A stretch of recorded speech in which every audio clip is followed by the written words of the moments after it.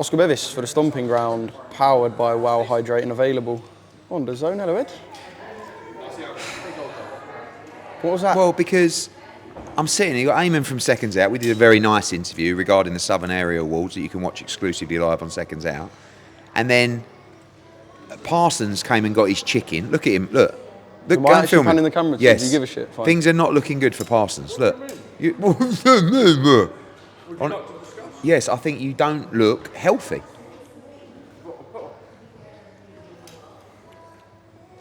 No, mate, we're not interested in you coming in. Well, we are actually, because it's my channel. Get that chicken away from me. You've just asked for something. Thanks. Lovely. Cheers. Right. I'm curling 14s these days, mate. And I've actually shifted a bit of timber. Let me talk to you for a second. Oh. I've now lost lost presence Eddie to in my Sonny. interview. It's a good Is that his escape. way of getting away? This is going to be cut. I'm going to cut this and put it in obviously. before Eddie comes back. Have you got anything to say? To the Stomping Ground viewers, will you please like and subscribe? Right. I do look a steak. I've not got ready for fight night yet, and you're probably all abusing me in the comments, which is fair enough. I would probably abuse me too. But we'll be back with Eddie in 2 seconds. Yeah, and can you just like and subscribe, please, lads? Cheers. All right, picking this back up. Can I just start by saying, yeah, so you went, we're doing a nice interview with Seconds Out, Southern Area Awards, and you wanted to make it about Where's Charlie my eating phone? chicken, so...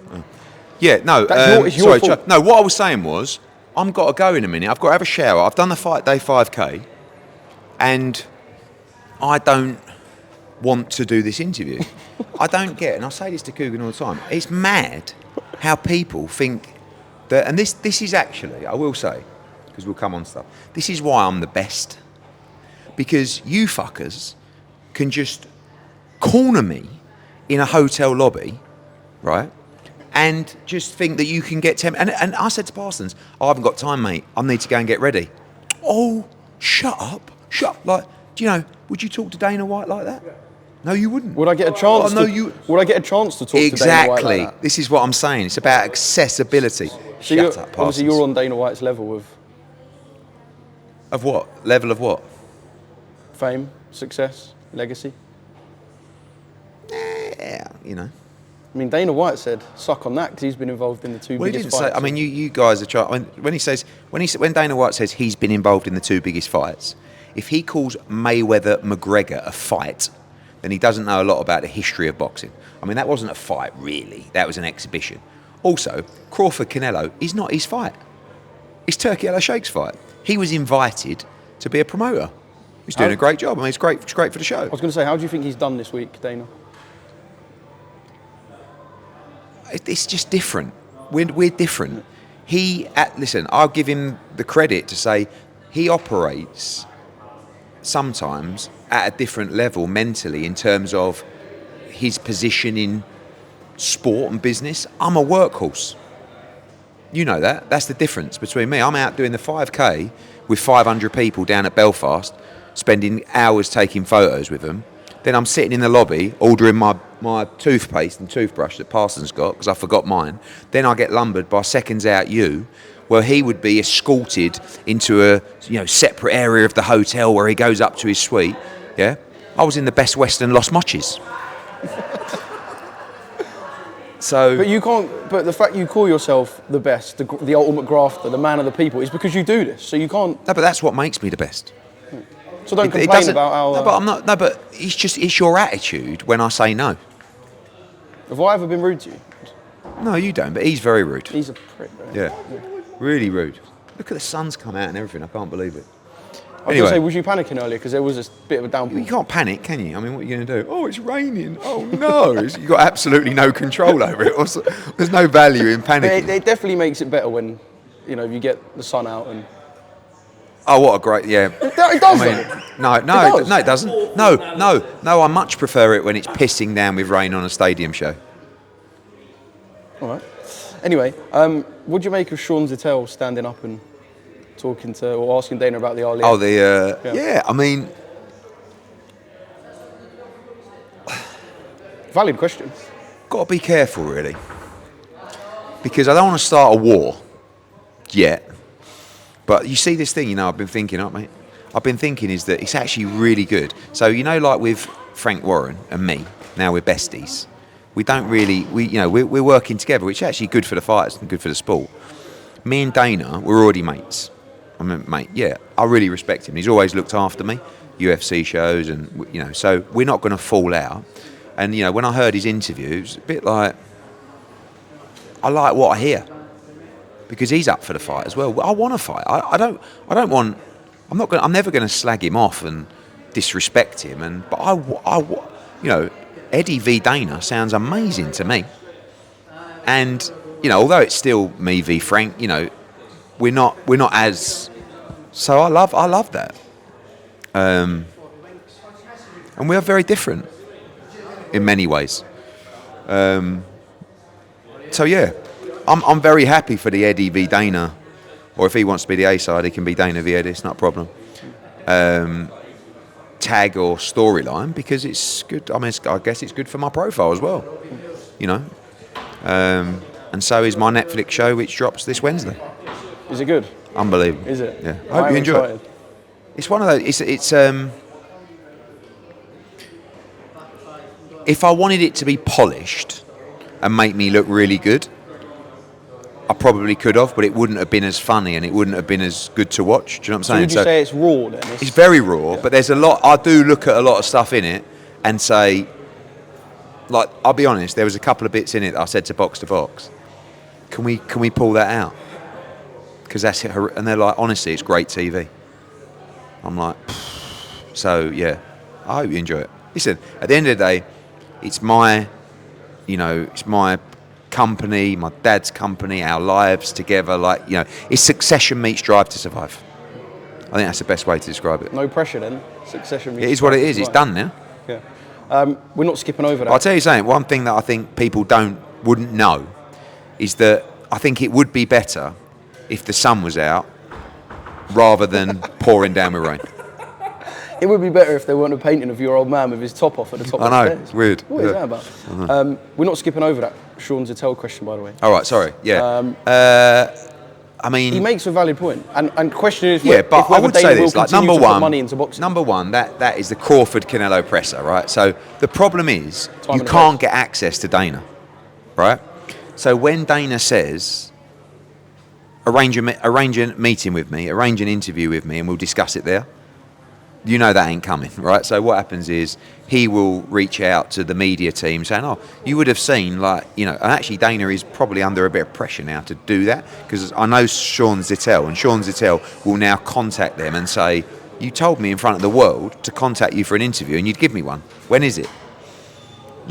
But the reality is what they're trying to do, they don't want to talk about, because it don't look good for them. And I don't know how to tell you anything more honest than that. You don't want to be talking about why you want to get the Muhammad Ali Act abolished, because the act is there to protect the fighters. So how can you possibly have a conversation about you trying to get it removed? So, do you like the press conference setup when you can have journalists kind of up to like little plinth or whatever to ask? Yeah, I think for a massive fight. Yeah, I think for a massive fight, I think that works well. But at the same time, it does open up. Like, I felt the question. I've got to be honest, and I've got to back Dana on the fact that question's not really relevant to the Canelo Crawford fight, if I'm honest. And it gave him the out to say, we're not here to discuss that. Yeah, someone started asking UFC questions as well. Yeah, I guess it's just but the problem is, but the problem is because he doesn't do interviews like sensibly, like I do. You don't get a chance to ask him questions. So when it's an open floor, you're firing everything at him. Do you know what I mean? They both come in the same weight. Yeah. Did you expect that? Did I expect that? I mean, did I expect them both to weigh exactly the same? Probably not. But I mean, I didn't think Crawford looked fleshy. He's ripped to shreds. There's about 100 pictures of him looking one way and another 2 minutes apart. Though. Yeah, I think on the actual weigh-in, he looked more shredded than I. Don't forget, when they weigh in, what do they weigh in at? 6 o'clock, 7 o'clock? It's like 8 hours after the weigh-in. So they've had a chance to refuel. So, look, Crawford's not boxed at that weight before. I don't think it can be an advantage unless you go in there and go, oh, this is my weight, which I don't think it's going to be either. I was really, really favouring Crawford the whole way, and this week I've just changed my opinion, and I think Canelo will win a decision. Yeah. Inoue versus MJ is on Facebook. Yes. Yeah. Any talks for that to be on DAZN? No, I mean, I think a few, but we don't own the rights. Obviously, I've had loads of people saying, "Why aren't you in Japan?" It's like, because I'm in Belfast. I mean, I can't go everywhere. And Frank Smith's gone. He left at 10 o'clock last night to fly in for 24 hours to Japan. Sean Palmer's out there. A lot of our team are out there. We don't own the rights for that fight. It's not our fight. So whatever they do with them is up to them. Did they ask DAZN for a figure? I don't know. I don't. Yeah, I think maybe there were some discussions. Again, not through us. So, but listen, we just want to get the win. I think it's a great fight. I think MJ's got a tremendous chance, but it's going to be a tough night's work, and I think he can do it. They're already talking about Inoue's next step. Dangerous, eh? Yeah. Do you like Parker Wardley, stylistically? Yeah, I think Fabio's always going to be in good, exciting fights, I don't like betting against Fabio, and I always give you these honest opinions, and I did feel like Huni would outbox him, and he did, but listen, Fabio pulled it out of the bag, so big respect to him. But I do think Parker's a step too far in terms of just levels at the moment, but Fabio can punch, and he's game, and he's always live. Yeah. Bit of a mad story, though, considering he is technically one punch away from Usyk. Yeah. When he was a white collar fighter. He's done amazingly well, and the white collar stuff, I think he's probably bored of it himself now. I mean, he's not a white collar fighter, he's a world-class heavyweight. I mean, but in terms of his background, it's quite unique for someone to come from that background and be in this position. I think he deserves a lot of credit. Yeah. Do you look at his journey and wish he was still heavily involved? Not really. I never do that. Not because it's not Fabio or, Could you say that with anything? Like, take Canelo Crawford. I've got to be honest with you. Like, Fabio's team, Dillian White's team, and I like these people. Fuck me, they were hard work. Oh, horrendously hard work, and not in a bad not like I didn't dislike them, but they were high maintenance. So when you part ways, of course you want to be part of the, you still want to be part of big fights, but because of how high maintenance it was, it's almost like a sigh of relief to go, oh, we don't have to deal with them anymore. And I like the guys, and I'm not, but it was... In what way? Just like... Magic? No, not magic, no, but just like, almost like a level of mistrust. And it's really draining when someone doesn't let you do your job, and they just try and kind of encroach it, and, and listen, I think you should... as a manager, a lot of what they did a great job for Dillian and Fabio. So I do look back on those days and go, so, like... Is overprotective the right word, maybe? Maybe. Again, good managers. Not like, but just draining. Because I like to be able to do our job, and I like people... You got to question things, and you got to question everything. But it gets to a point where you've got to say, these guys are the best, so we're going to let them do their thing. Can you see why Team Parker? Although I spoke to Joe, and he's kind of dismissed it a bit while they were questioning Usyk's injury after that Ukrainian folk dance. Yeah, but he probably isn't injured. I mean, look, at the end of the day, what else are you going to say? He can't. If he's injured, he's injured. If he's not injured, and he just doesn't want to fight at the moment, or he can't be bothered to go back into training camp, you say you're injured. I mean, let's just have it right. And I know that people might say, well, that's not ethical. It's just life, isn't it? I would do the same thing. If I had a fighter that didn't want to fight and wasn't ready to fight, and then, by the way, you've always got a niggle. It's not like, I'm sure he's got a niggle. Whether he's got a really bad injury or not, who knows? But you can bet your life, heavy duty sparring, training camp, the fight itself, I'm sure he's got a bad knee or a perforated eardrum or whatever. So he's one of the GOATs. He don't want to fight yet. That's it. We accept it. Yeah. Do you think it'll be Fury number 3 next year? No. Okay.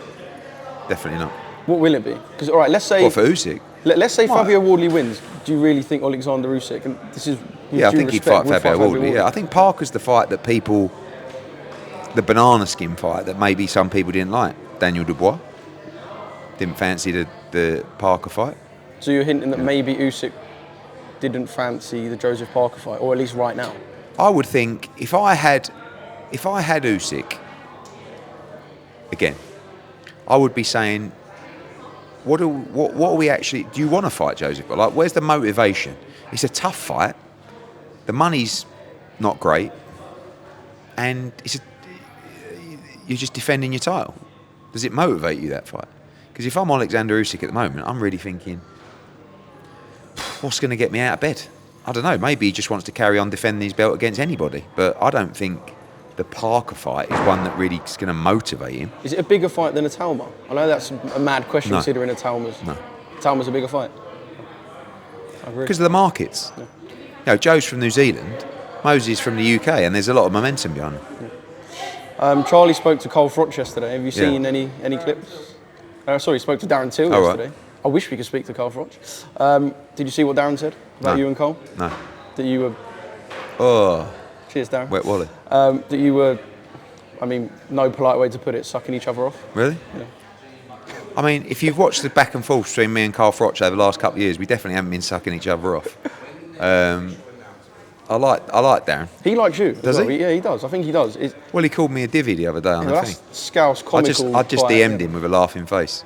But I like him. Because, do you know, I like Darren because a lot of it is I think he's actually got a good heart. So when the fight's over, you can see that.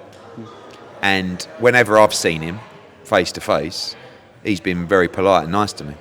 So I just take it as presumably this is just for show. As long as it's like, you know, no one oversteps the mark and really pisses someone off. But when was the last time you saw Darren Till? Like you actually met face to face, or have you properly had a conversation? Yeah, I've said it. Yeah, met him, shook his hand loads of times. Yeah. Couple of months, maybe 4 or 5. I don't know. Maybe at a fight somewhere. Yeah. Can't remember the fight. I don't know. But yeah, I've given him props really. As a boxer, I think he's really got, and I think they've got a great training team with Joe and Joe McAnally and the team. Great trainers. Get on all right. Yeah. If there was a blank cheque put in front of Carl, I asked this to Frank Smith and I asked this to Sonny. Sonny said 15 million it would take. 15? 15, yeah. 10 gets it done. The DAZN boys are just walking past. Those are the ones to ask. Yeah. And Frank said 6. Smith? Yeah, Frank Smith said said I don't 6. know. I mean, I've not even had a conversation with Carl about it, so I've no idea. 10 would definitely get it done. But, you know, does he want to do it? It's like, it's not the same fight. It's impossible to be the same fight you were 10 years ago. So, yeah, we'll see. Can I go and have a shower now? Can I ask you one more thing? Go on. The article in the Times. About? Sabotage was the word used in terms of a Sky executive and the reviewing of the Sky deal, yeah. And Boxer. Yeah. And Boxer are suing John Wishausen. And it says £36 million. £36 million. Yes. They ain't never seen £36 million. Go and look at Boxer's accounts on Company's House. Look, I know nothing about it. I haven't even read the article. It's a fucking mess. What a mess. As a character reference, John Wishausen worked for Matchroom Boxing about 10 years ago, no, a bit less, for about 20 years. Probably one of the nicest, straightest shooters you will ever meet. And that's all I'll say on the matter. Do you think it's desperation? Stop trying to put words in my mouth. Yes. Cheers, Ed. No. All right. Question. Max Kellerman's speech at the presser that Canelo interrupted. Your thoughts? Just a bit OTT, if I'm honest. Like, it's a bit sickly. By the way, Max is a really good broadcaster. Just a bit like, you're talking about me and Carl Froch. I mean, I won't go into expletives, but that was really on another level, wasn't it? I mean, but people always keep saying Canelo was 100% right.